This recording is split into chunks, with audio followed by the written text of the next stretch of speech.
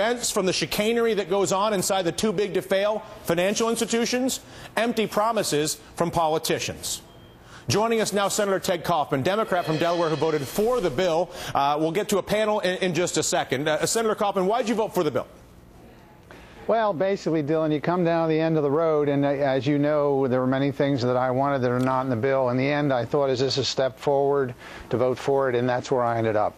Here's my question for you about too big to fail, and I'll do the same thing I did with Congressman Grayson and Miller yesterday. Having been at CNBC on the Sunday of the collapse, working, and on the phone with the bankers, it was clear that the problem was not that we had one too big to fail financial institution that we had to rescue, and oh my goodness, which apparently we've got a plan for one bank now. If this happens, we can resolve them. I've heard from Senator Dodd and others. The problem was we had a set of dominoes set up so that if we let one go, then the next one went, then the next one went, and that included GE, Goldman Sachs, Morgan Stanley. I'll repeat, GE, Goldman Sachs, Morgan Stanley, JP Morgan. And I don't understand how anything in this legislation protects the American people from the dominoes that have been created through too big to fail and too interconnected to analyze. Am I missing something when the president says, well, this will never happen again? Well, no, what it depends on, Dylan, which I'm sure, you know, for you is a real problem, is a real problem for me, and that depends on the regulators. I mean, what we've done is we've set up this oversight commission, which is a good idea to have someone oversight because, as you say, Wall Street will find a crack in between any regulator, CFTC over here, SEC over here, FDIC over here, Fed over here. They'll try to find a way through it. So at least we have a council over top. We have a modified Volcker amendment, which is, as you know, I opposed just putting it the way it was in the bill because it says in there that the regulators can then modify it. But there is a chance, and a lot of people believe, that they will go in there and actually, you know, put the Volcker amendment in effect, the Volcker proposal in effect, and say that banks can't be involved in proprietary trading and regulators oversee them. As you know, my big problem is I wanted 1933, after the 29 crash, the Congress actually passed real legislation like Glass-Steagall that incorporated a lot of the things we found was wrong, and we didn't do that this time, and that's really was my main concern. I want to see us put it in the legislation, as you've laid out very well. I think the Sherrod Brown and my amendment, the 11 Merkley amendment, and then the Cantwell-McCain amendment, they were the three amendments that I was counting on to kind of make this really the bill that I would really feel real good about. So let's just acknowledge that Wall Street makes a living trying to figure out funny ways to figure around the rules, and they're very, very good at it, and that we're basically in a game of cat and mouse between the people in government saying, oh, I'll catch you, I'll get you, I'll get you, I've got a new regulator, I'll do this, and Wall Street saying, you'll never catch me, you can't catch me. What struck me was an editorial to that dynamic from Jim Grant, from Jim Grant's Interest Rate Observer in the Washington Post on April 23rd. And I'm going to read a couple of excerpts to you, because his argument is this game of cat and mouse is effectively doomed. The problem is the people running the banks have no personal responsibility to the bank, so they wind up the bank, blow the bank up, give the risk to you, and move on with their lives. Here's from Mr. Grant. He says, the American financial system is built as if to break down. The combination of socialized risk, where they give the risk to the government, and privatized profit all but guarantees it. And when the inevitable happens, Congress and the regulators dream up yet more ways to try to outsmart the people who have made it their business in life not to be outsmarted. Is that, you agree with that assessment?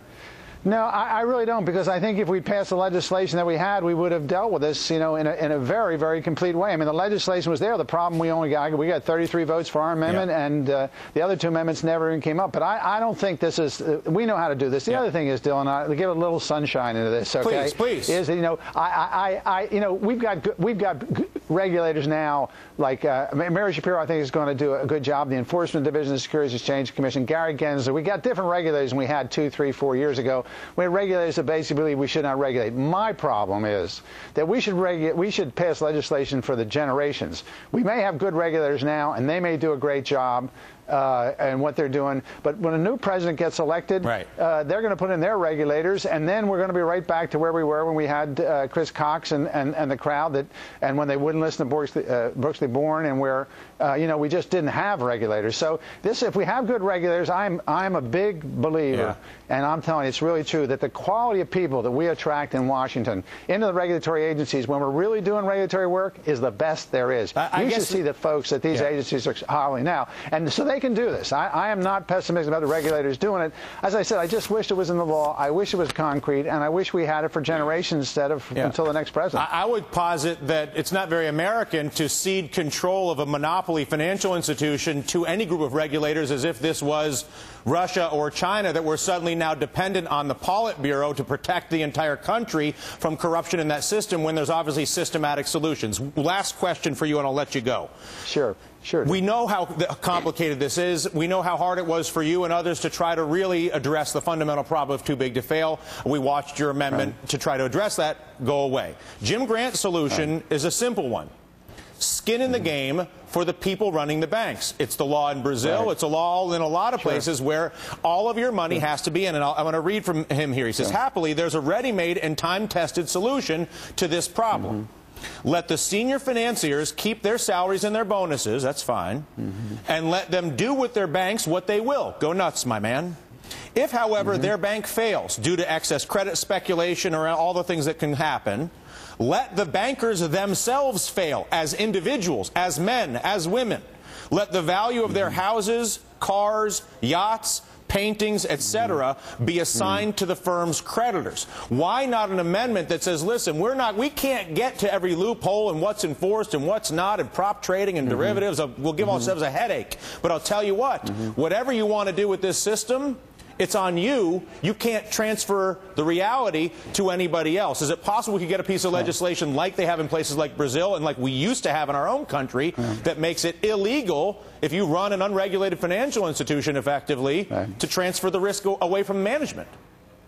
Yeah, no, by the way, I think I agree with the concept of that, but we had bills on the floor, as you've said and you said on your show, we had bills on the floor that could fix this up. This is not some secret about how to do it. It's just that we didn't have the will to do it. And whenever we try to pass bills like this, again, I'm for the concept of what you're talking about, what he's talking about.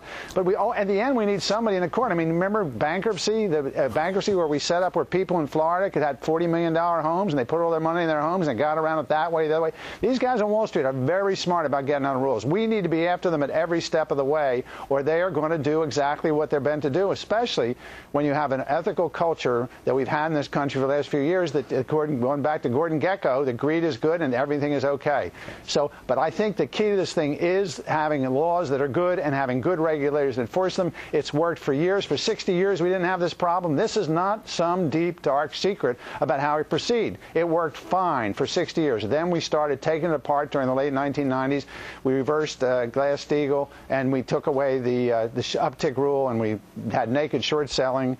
And then I'll tell you, Dylan, the other thing, we got a number of things. The Republicans are right about one thing. We got to do something about Fannie Mae and Freddie Mac. We have to do something about the short selling. Now, Mary Shapiro was in the paper yesterday saying she felt that short selling was a contributor, predatory short selling was a contributor to the meltdown on May 6th, and we got to do something about this high-frequency trading. So there's lots of things that even if we get this straightened out in terms of the last meltdown, we have got a heavy deal to get to where we have to get to. Do you have the confidence that between senators like yourself, journalists like myself, and others in this country, we have a whole panel of folk that are going to be here after this who agree with what we're saying, that this can actually be achieved?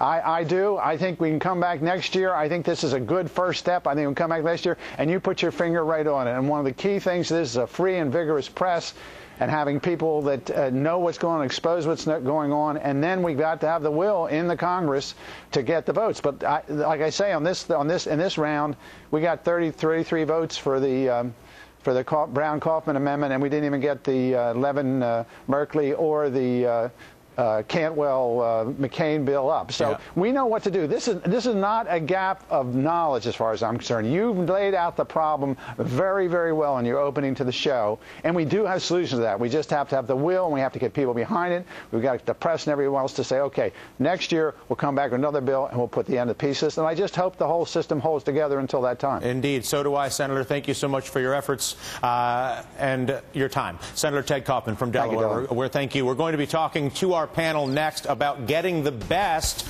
of both bills. What are the nuggets of gold that lay inside of this